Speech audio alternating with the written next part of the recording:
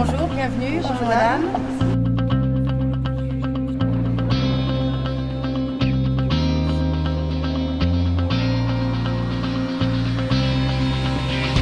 Babylone, gigantesque garderie, sera reconstruite dans les steppes de Mongolie pour garder les enfants de partout. Des paléontologues feront revivre les éléphants d'Afrique disparus grâce à une défense retrouvée dans le cul d'un bonobo. Approchez, approchez, il bave, ne craignez rien.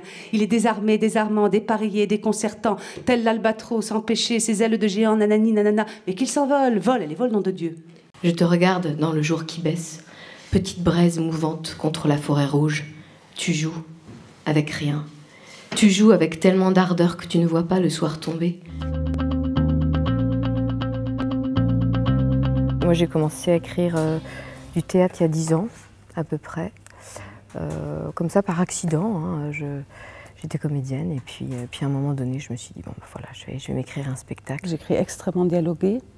J'ai eu aussi envie d'écrire du théâtre pour ça, parce que j'aimais dans le jeu d'acteur, j'allais dire le jeu de la réplique. Et j'ai décidé de travailler davantage, j'avais déjà initié ça avec Les Perdus, mais là davantage sur le chant, donc il y a énormément de chant a cappella.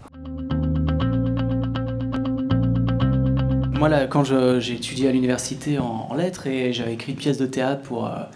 il y avait une sorte de concours et les profs étaient stupéfiés qu'on écrive du théâtre. C'était les années 90, ils disaient mais un jeune homme comme vous, écrire du théâtre, ça semblait un peu incongru parce que c'est pas une pratique majoritaire le théâtre. Contrairement au roman qui est extrêmement bien défendu dans les médias, en librairie, le théâtre contemporain est bien vivant mais invisible.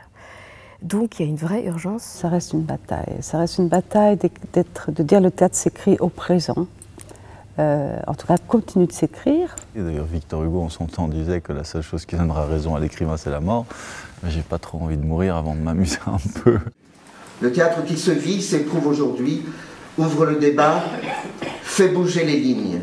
Travailler sur les textes, mettre en jeu les textes, c'est inlassablement refuser tout conformisme de la pensée.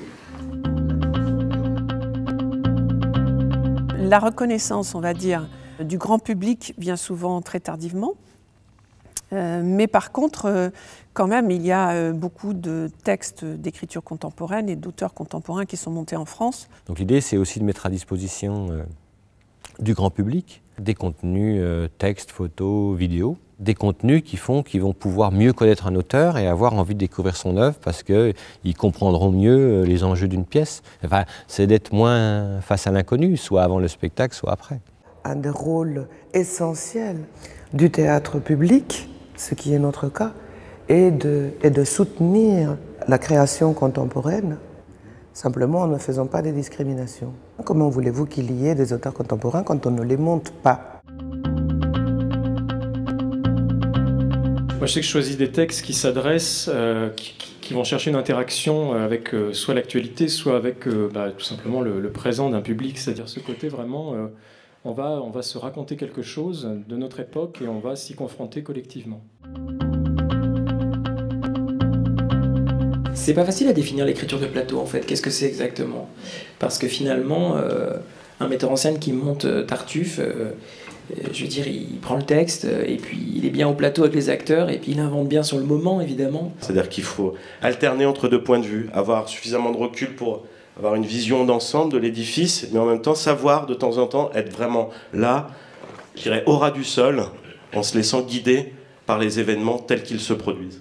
Et j'aime beaucoup cette idée aussi de penser qu'on vient d'un artisanat, de ces artisans qui, avec le fil du temps et avec le fil des collaborations artistiques, vont écrire ensemble la chose. Je suis directrice d'une compagnie qui, à partir des années 2000, a passé de nombreuses commandes à des auteurs en essayant de trouver comment des textes peuvent naître de l'échange avec des habitants dans un territoire. Ça passe par susciter l'envie aux personnes qui travaillent pour les jeunes, documentalistes, enseignants, en leur faisant passer des textes, en leur expliquant que le théâtre contemporain peut être accessible. Adieu orgueil, amour-propre, dignité. Adieu susceptibilité et rancune. Évitez, jeunes vierges, les discussions. Taisez-vous. confronter comme ça différents univers, c'était assez intéressant. Puis de rencontrer des professionnels, des auteurs, moi je dis bravo Célestin.